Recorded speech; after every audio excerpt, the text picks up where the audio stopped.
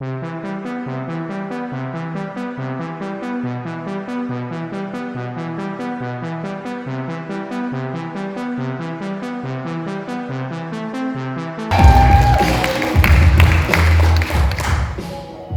à toutes et à tous, je suis Camille Técheux. Alors maintenant, je vais avoir besoin de vous tous dans la salle parce que j'aimerais que vous me fassiez un calcul de tête. Faites-moi 142 x 3, puis divisé par 6 et multiplié par 4. Et maintenant, j'aimerais que vous reteniez 3 mots. Le premier, la mémoire. Le second, l'ostréiculture. Et pour finir, la traçabilité. Vous voyez, c'est difficile de tout retenir. Et pour ça, c'est le quotidien des ostréiculteurs, dans leur quotidien en fait. Parce qu'actuellement, ils ont toute leur gestion de parc à huîtres en tête. Alors, pour ceux qui ne savent pas ce qu'est un ostréiculteur, c'est un producteur d'huîtres.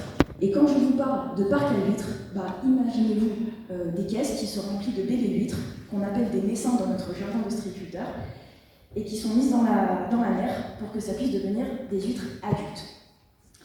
Alors, avec le développeur Gilles, on s'est posé la question de comment on pouvait faciliter le travail des ostréiculteurs par rapport à leur gestion de parc.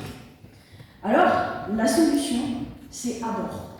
Abord, c'est quoi? C'est un logiciel de gestion de parc dédié aux produits de la mer et notamment aux ostréiculteurs. Alors, le logiciel fonctionne en 4 étapes. La première, vous allez avoir la réception des huîtres. En seconde étape, vous allez avoir le dépôt en parc. En troisième étape, le suivi des parcs. Et pour finir, la mise en commercialisation. Alors vous allez me dire, c'est bien, mais comment tu gagnes de l'argent? C'est très simple, le logiciel va être en location à l'année.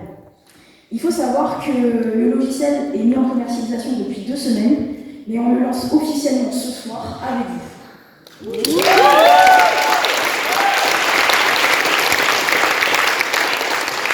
Notre logiciel a 2 grands avantages. Le premier, ça permet une meilleure organisation aux ostréiculteurs, parce que ça leur libère un état d'esprit.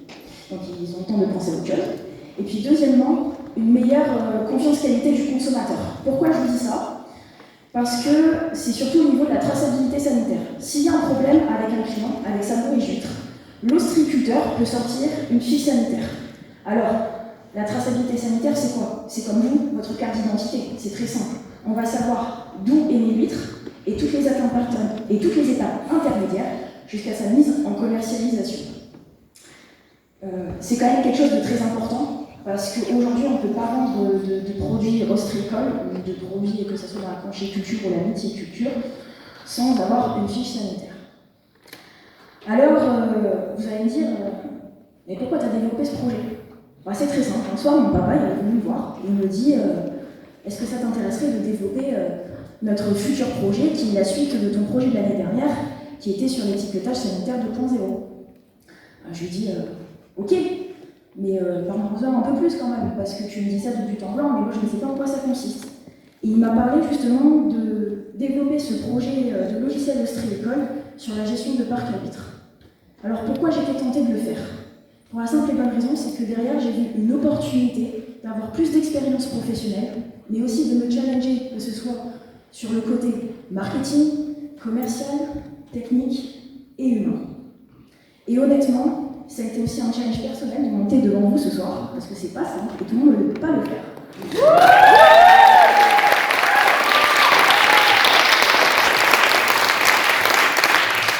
Mais ce soir, j'ai besoin de vous parce que j'ai un besoin spécifique, c'est d'équiper les lycées de la mer et de la marine de toute la façade atlantique avec notre nouveau logiciel, sachant que nous avons déjà équipé les lycées de la mer de Gujan-Mestras, de Marine-Oloron et de La Rochelle avec notre logiciel phare qui est Tescal, qui est un logiciel de gestion et de traçabilité. Et puis, en début de présentation, je vous ai demandé de faire un calcul. Alors pour les curieux, le résultat, ça fait 284.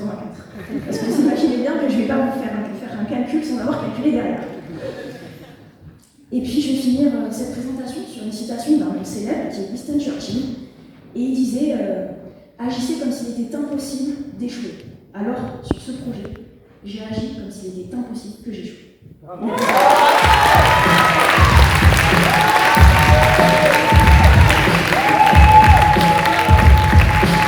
Et je vais donner un 3, 2, 1, diversité. Dave. 3, 2, 1. Ok, alors ça va se passer d'abord au bal. On a une caméra qui est juste là. Je vais vous donner un 3, 2, 1. Diversité.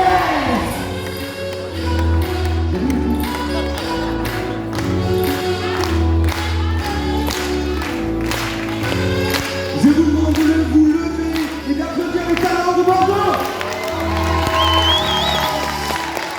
Un maximum de bruit pour les talents. Alors maintenant, il y a une photo qui se joue là-haut.